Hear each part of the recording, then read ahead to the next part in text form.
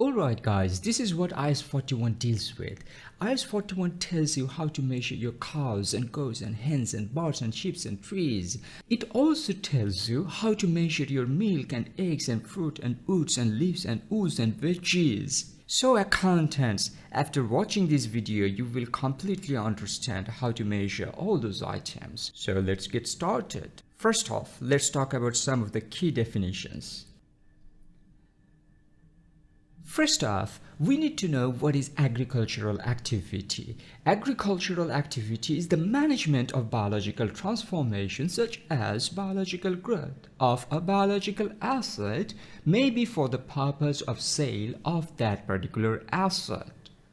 Or agricultural activity can be management of biological transformation of a biological asset for the purpose of creating additional biological assets. Or agricultural activity can be the management of biological transformation of a biological asset for the purpose of harvesting agricultural produce from that asset. So, agricultural activity is the management of biological transformation of a biological asset for the purpose of sale, for the purpose of creating additional assets, for the purpose of harvesting agricultural produce from that asset. Now, you may ask that what is a biological asset? Glad that you asked. Biological assets are living plants and animals. It will include all kinds of animals like sheep and donkeys and cows and goats. It includes trees and plants and fishes and chickens and birds and other living things. Now there you need to understand sometimes trees are physically attached to a particular piece of land. You need to know that the tree is a biological asset and the land is not a biological asset. The next thing that you need to understand is what is an agricultural produce. An agricultural produce is the harvested produce from a biological asset, such as milk, meat, eggs, etc. And what is a harvest? Harvest is the process of detachment of produce from a biological asset or the end of the biological asset's life. You take out milk from this cow, that process is harvest. Right, all right, we will do that later.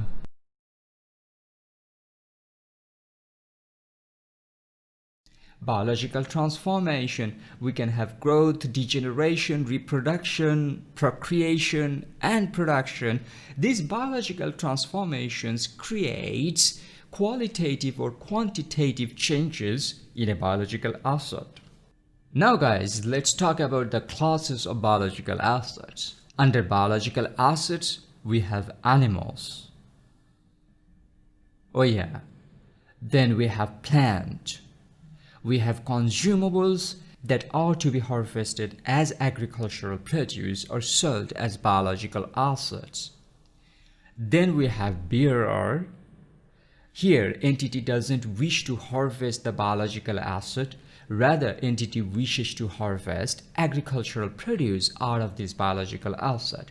Means company is not going to end the life of this cow and company is not going to take the meat of this cow, skin of this cow. Rather, company will take milk out of this biological asset. And then this biological asset can be considered as a bearer biological asset. Next, we have mature biological asset. There are two different categories of biological assets, consumable and bearer. For consumable, biological asset is matured if it has attained harvestable specification. Means you can now cut down this tree. For bearer type biological asset, it is mature if the biological asset is capable of sustaining regular harvest. Means this tree is capable of producing fruit every single season. Then this tree will be considered as a mature tree. And immature biological assets, of course.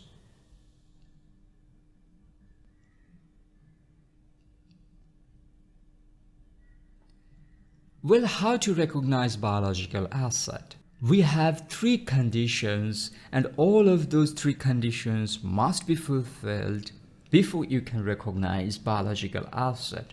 Number one condition, entity controls the asset as a result of past events. Say, you have purchased the cow and so you can now control the cow. The cow has given birth to a baby calf. You control the cow means you now control the baby calf.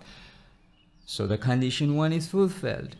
Our next condition, there is probable future inflow of economic benefit, means maybe you can sell this cow, you can consume this cow, or you can bear agricultural produce using this cow. And number three, the fair value or cost of the asset is reliably measurable. If you cannot reliably measurable a cost or fair value, how can you recognize it? You need to show a value. You cannot do that if you cannot measure it. Now let's talk about how to measure biological asset. Biological assets are measured at fair value less cost to sales, means you need to obtain market price, that is fair value. Go to the market and check the price. And also, if you want to sell this biological asset, maybe there is some transportation cost, you need to take the asset to the market, and also you need to pay some commission.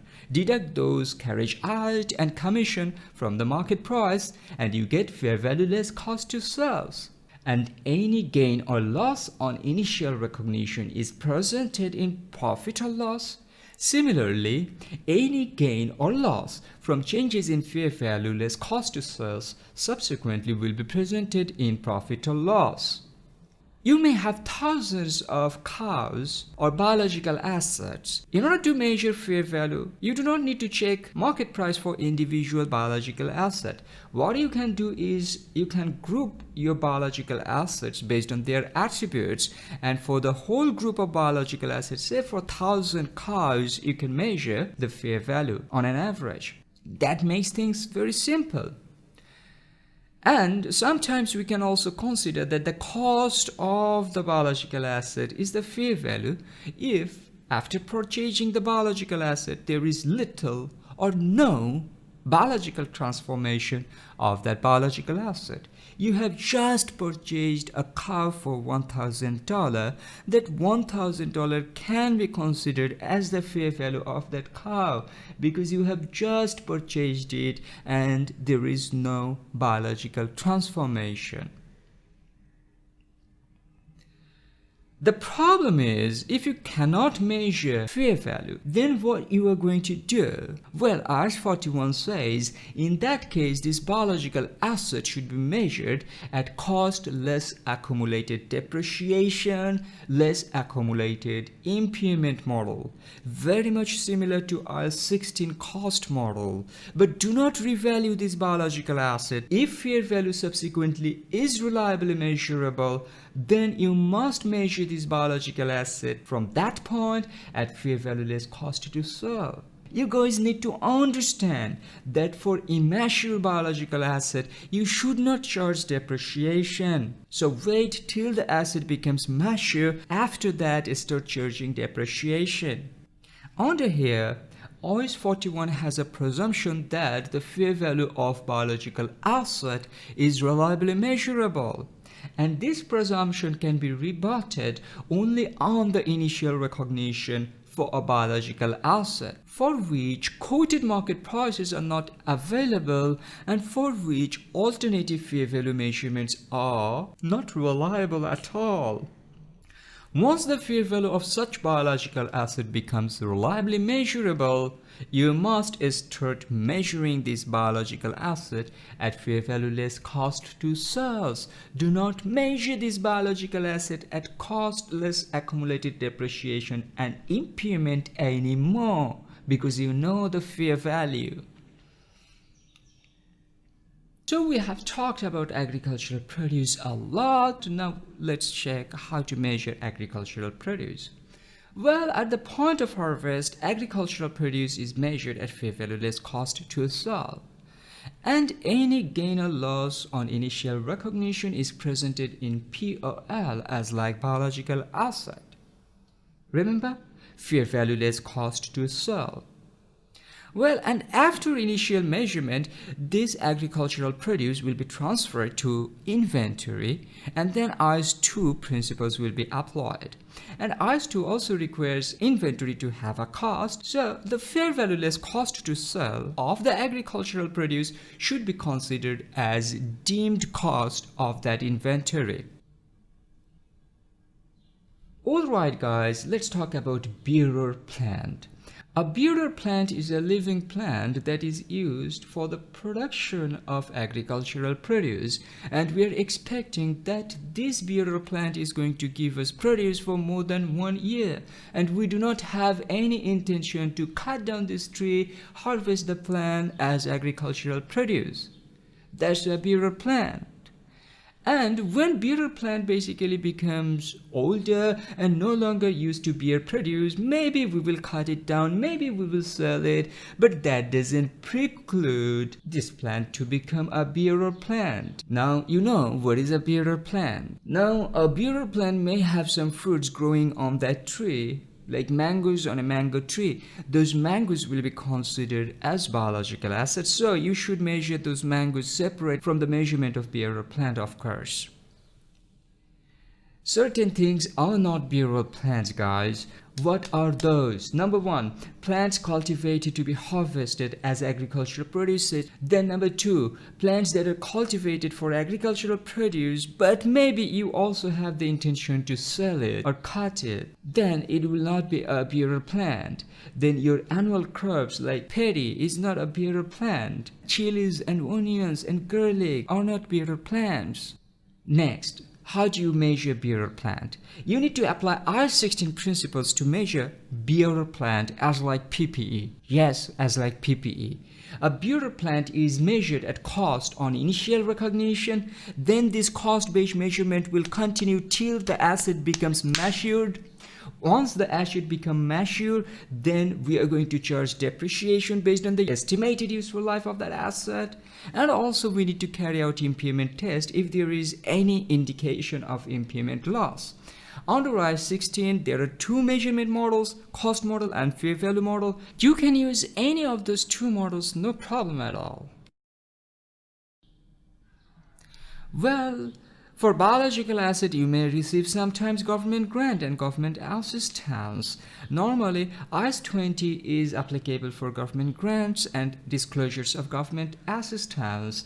Well, however, for biological asset, if you receive a government grant, which is conditional also, and where you need to repay that government grant to the government if condition is not fulfilled, then IS41 says you cannot recognize that government grant as income unless or until you fulfill the condition. That means it is not repayable to the government anymore. At that point, you can recognize this government grant as income in your statement of profit or loss, if the asset is measured at fair value less cost to sell. Here is a pop quiz for you guys. Let's take a look. The grant requires an entity to farm in a particular location for 5 years and require the entity to return all of the grant if it farms for a period shorter than 5 years. Can entity recognize government grant as income in this case? Well, the answer is no, because there is a condition. You need to return the grant to the government if condition is not fulfilled. However, if the terms of the government grant allow part of it to be retained according to the time that has been elapsed, the entity can recognize that part of the government grant that is not refundable to government back as income over the period of time. Next, presentation and classification. Well guys, we are going to present our biological assets separately from other assets, and if material, we are going to subclassify our biological asset as animals, plants, bearer, consumable, mature, immature, etc. Agricultural produce, you know already, it is shown in inventory. So guys, I hope this video was helpful for you and you have learned something new today. If it was helpful for you, maybe you will consider sharing this video with your friends so that they can also learn something new. If you have any question or opinion, or if you want me to publish one specific video, please let me know in the comment below.